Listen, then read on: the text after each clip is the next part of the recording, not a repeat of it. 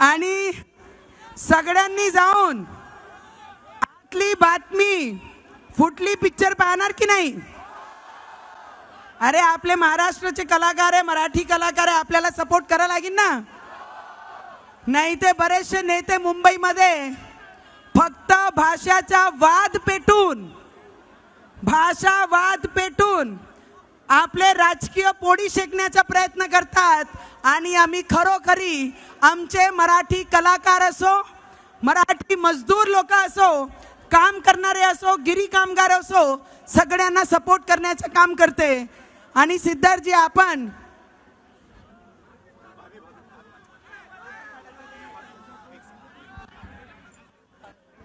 पूर्वेश शेलोकार हा एक लहान मुलगा हरपलेला आहे. पूर्वेश शेलोकार एक लहान मुलगा हरपलेला आहे. त्याचे वडील स्टेजवरती आहे. तो जिथे कुठे असतील त्याला इथे आणून द्यायचं प्लीज. पूर्वेश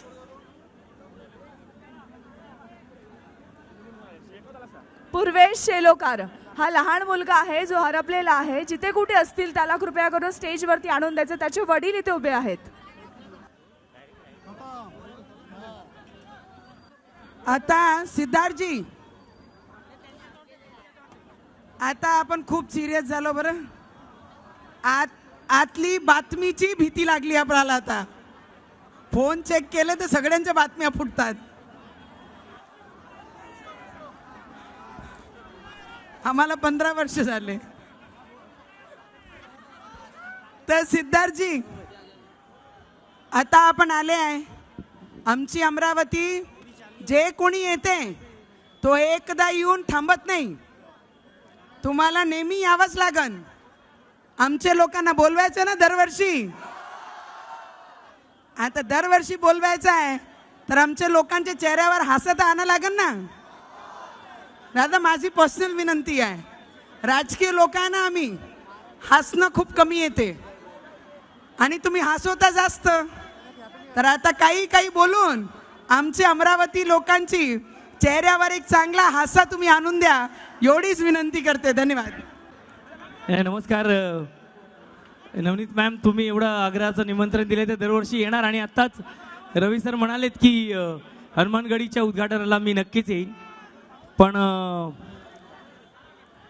तुम्हाला माझा कुठला सिनेमा आवडला आहे?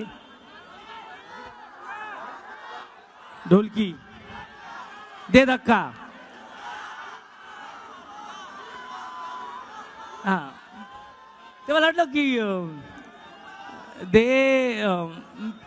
नवनीत मॅम मी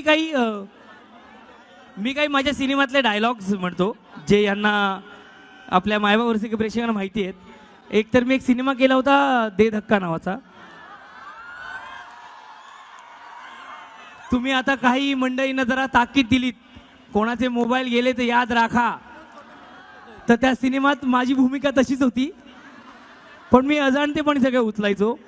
तर त्यात माझा एक डायलॉग होता, तो असा होता की अरे हटलं सामने सर कटले, धनाजी बिलकुल सही है, बड़े बड़े लोग म्हटले. एक मी सिनेमा केला होता मी शिवाजीराजे भोसले बोलतोय. त्यात मी उस्मान पारकर नावाची एक भूमिका केलेली. आणि तो भोसले नावाचे जे गृहस्थ आहेत त्यांच्या घरी जाऊन त्याला धमकावतात.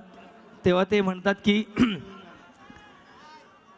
पोलीस स्टेशन, अंडरवर्ल्ड, कोणाला जाऊन विचारायचं, उस्मान पारकर, लगेच सगळ्यांचीच.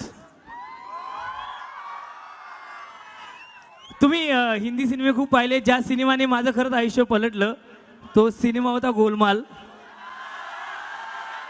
आणि त्यात मी सत्तू सुपारी नावाची भूमिका केली होती. आणि त्यात तो म्हणतो की आपके पिछवाड़े कभी किल घुसी है तो आप मेरा दर्द नहीं समझ सकते.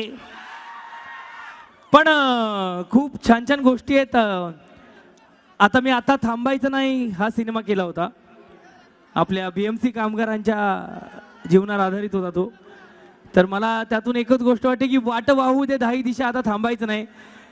रवी सर, तुम्ही ज्या पद्धतीने या मायबाप लोकांच्या बरोबरीने आहात, मनापासून कलाकार माणूस म्हणून तुम्हाला एकच गोष्ट सांगतो, सर आता थांबायचं नाही.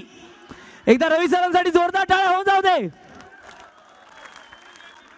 हा, अजून काय ऐकायचंय तुला? काय ऐकायचंय? कुठला? जत्रा. जत्रेमध्ये